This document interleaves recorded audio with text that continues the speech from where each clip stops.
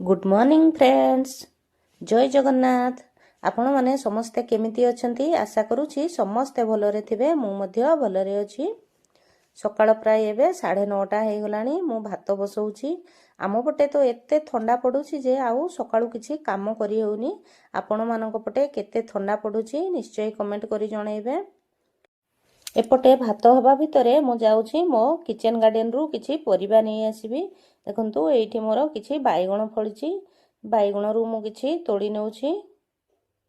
देखंतु केते बाइगण फळिची, मूळा मध्य हेइची। मूळा रु मु 2-3 टा नेउची। मूळा रे आजी चटणी बनेइबी। किछि धनिया पत्र नेउची। आजी मते मो किचन गार्डन रु किछि फ्रेश बाइगण, मूळा एवं धनिया पत्र मिली गला। मु एबे परिबा काटी नेउची। भाबुची आज टिके कोलथ डाली करिबी बाइगण टमाटो पकेइकी। शीत दिने निहाती कोलथ डाली खाइबा कथा। कोलथ डाली आम देह पई बहुत हितकर। डाली को मु भलो भाबरे धोई नेली।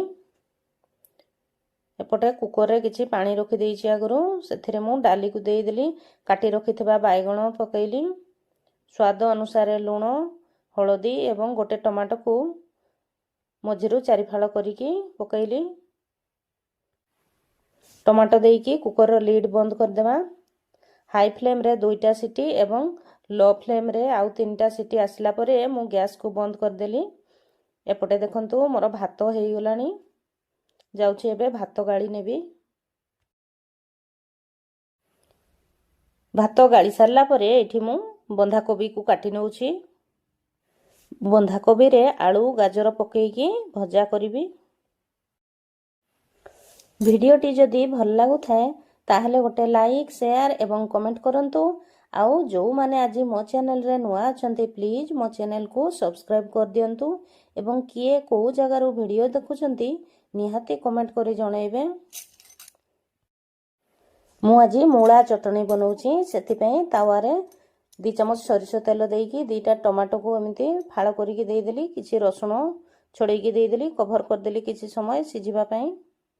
आउ एठी 3टा मूळा नेइछि। ताकू भलो भाबरे धोइकी छोट छोट काटी नेबा। मूळा, टमाटो, पियाज, रसुण, कंचा लंका, धनिया पत्र को गोटे चॉपर रे देइ देबा एवं ताकू एपरी भाबरे चॉप कर नेबा। मूळा चटणी खाइबा को बहुत ही बढ़िया लागुतला। मु नेक्स्ट वीडियो रे आपण मानको सहित शेयर करबी। आजी मोर लंच थाली रे हेइतला कोलथ डाली, बंधा कोबी भजा, साग भजा आउ मूळा चटणी। या खाइबा को बहुत ही बढ़िया लागुतला।